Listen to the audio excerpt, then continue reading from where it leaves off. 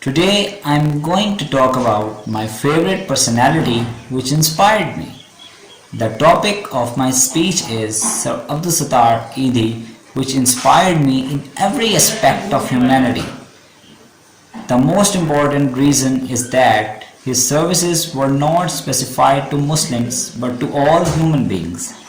Secondly, he has served the creature of God for the sake of God till his last breath. Everybody trusted him and donated as per their capacity, and he preferred to live in a very simple manner. He used to live in a small house and led his life alone with his wife and children.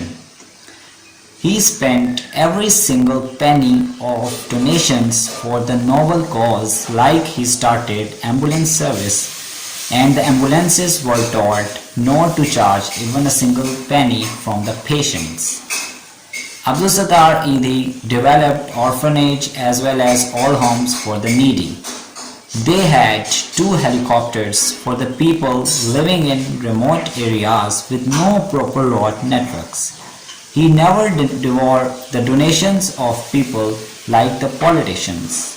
He tried his best to serve the humanity first.